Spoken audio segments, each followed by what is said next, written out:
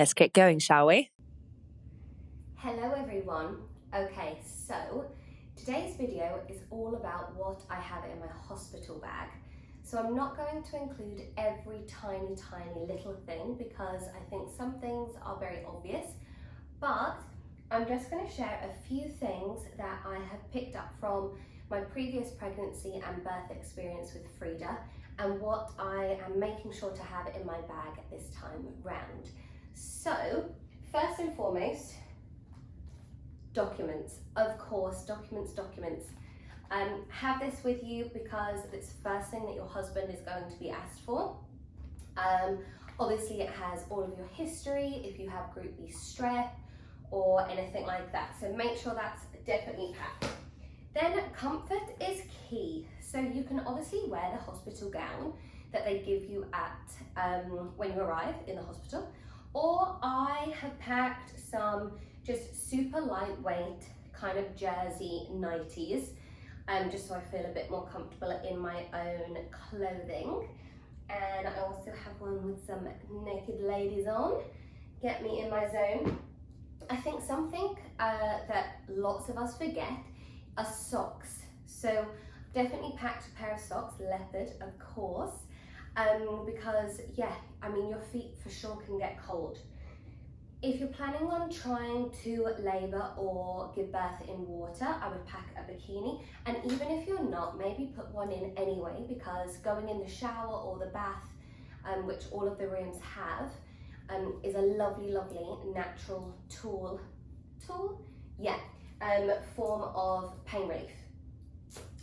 I would also say pack a pair of flip-flops. Again, because you might be walking around the ward, they've got handrails all the way around the ward to help you squat and just keep on moving, or maybe getting in and out of the bath or the shower, as I said. So one thing that I used all the time throughout my labour experience with Frida was a fan. So a handheld fan. This one here has 3 speeds, so you know, nice and gentle, or if I'm like really sweaty, which I was like last time, then you can hold this, or you can get your husband to hold it, or if you have a doula or the midwife, for example, this is perfect. So I actually got this one from, is it Miniso, the little Japanese store? It's a rechargeable one, so that's perfect. Then you're not allowed to use candles in the hospital. So I have a pack of these. I think I've got maybe around 6 of them. These are the LED candles, and these are lovely just to pop on to create a nice, relaxing atmosphere. Yeah, just calming environment, and obviously you're not allowed the real ones for fire hazard reasons. So something that I actually learned when I've been supporting ladies as a doula is a straw. So you are probably going to get very thirsty, and it's very difficult when you're trying to ride those waves of contractions or surges, whatever you'd like to call them, and drink from a bottle of water. And your husband or your partner or whoever it may be trying to help you, and it's really difficult. So reusable straws, or any form of straw, they're brilliant. They just pop in the bottle of water and keep giving you little sips throughout as and when. So this is like probably in my top 5 actually. This one is a massage tool. So we actually got given this in our hypnobirthing course with Jasmine Collin. This is really lovely. It's obviously specifically for the head, but it's also really nice to do light touch massage on the back. Just really nice relaxation tool. I'm gonna come up to that one in a minute. This one is the air purifier with which you put the oils in. So I have 2 oils here. I keep them in a little Ziploc bag to obviously make sure they don't leak over everything. And I have tea tree and lavender essential oils. You can have whatever you prefer. And I also have a really lovely massage oil that I hope my husband will be able to use. I had a really strong back labour last time. That's where I was feeling all of my pressure. So a nice little bit of oil there. The scent is also very relaxing. And yeah, that can obviously help with a little bit of massage or pressure points and acupressure, sorry. So this one here, this is definitely, it's not for everyone. So if you're going for a vaginal delivery, I love this. I actually saw Frida crowning. My mom and Stu were there ready, and yeah, as her little head was crowning, that final big, I was going to say push, but that kind of big last oomph at the end to get you through, to see her little head. It's not for everyone, as I said. Definitely some people do not want to see anything, but if not, just pick up a little handheld cheap mirror from somewhere like Daiso and have it there ready just in case. Then I come on to my snack selection. So first and foremost, coconut oil is supposed to be amazing when you're in labour. It's a really good natural source of energy. And obviously it has natural sugars, etc. So if you want something to give you a little boost but you don't want to eat, or they're not allowing you to eat, you should always be allowed to eat, just as an FYI. This is really good. So I'm not a huge fan of normal coconut water, but this one here has pineapple and I love, love, love it. Then M&S biscuits, they're a given. I have two kinds. They get me through. I have some Colin and Friends from M&S. I do remember that I was super sensitive to smells around me, so if you have some nice soft chewy mints around for like the midwives, maybe your partner, making sure everyone's breaths are nice and fresh. Although this time around, I'm sure, I don't actually know that everyone should have a mask on, so maybe I won't be exposed to everyone's breath, but also your own. You know, you're panting, etc., and you don't want to have smelly breath. Also just a quick sugar boost. Some quinoa crisps. Okay, so that's the snacks. Snacks are super important. We will also be adding in some raw cacao and date balls. They're also an amazing source of energy. Small, nutritious, high in energy, boom, eat one, big rush of power. Then I'm coming on to post-birth here. Now, they are probably going to give you these, lots and lots of these, in the hospital. I took so many that I now have so many at home. They're going to be your best friend. It said Friends pads. They literally are your best friend because they are huge. So, yeah, this bad boy is like an adult nappy. And basically, after you've given birth, you'll wear it with a pair of these net knickers. They look really horrible, but you know what? You need them because you'll bleed quite a lot, and you want to be comfortable and make sure that you don't leak. So I wore these for quite a long time. In here, I also have some disposable nipple pads and reusable nipple pads, just for when that milk comes in, you will start to leak. I don't know if my milk will come in when I'm at the hospital. It didn't last time, it only came in around 2 days after I left. But I have them there just in case. Now, towels and everything like that you'll be given at the hospital. However, I really enjoyed last time having my own towels.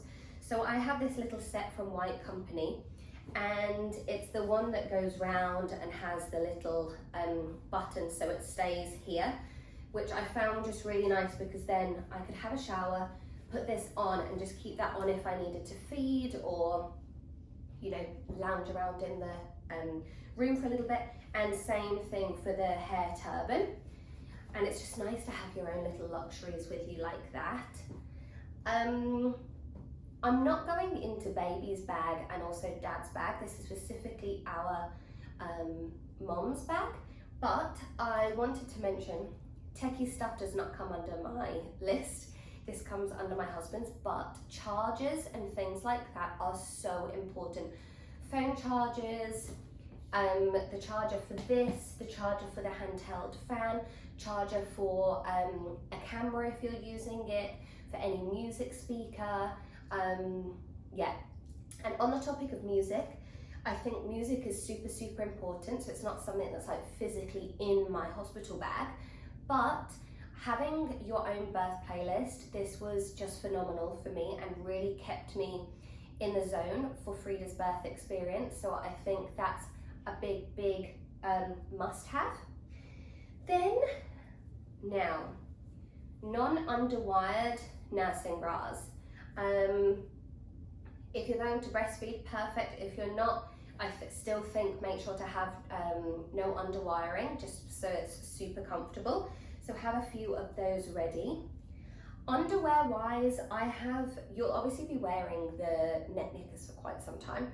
I also take several pairs of big knickers that kind of come up here, super comfortable. If you want to put a pad inside them, you can. You're probably not going to want to put little, I don't know, I mean, I haven't wore like lacy thongs or anything for quite some time now. Comfort is key. So comfortable knickers are for sure one.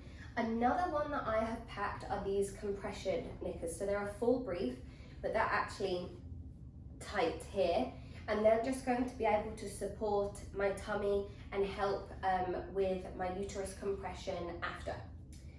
So I have 2 pairs of those.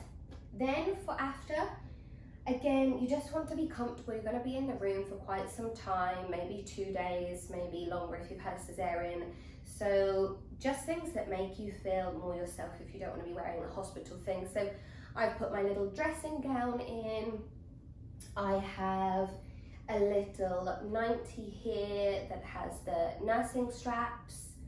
And also I have some nice PJs with my little monogramming, just so you can feel a bit nice, you know, have a shower and whack those on, and even though you're in your comfies, you feel a bit more like yourself.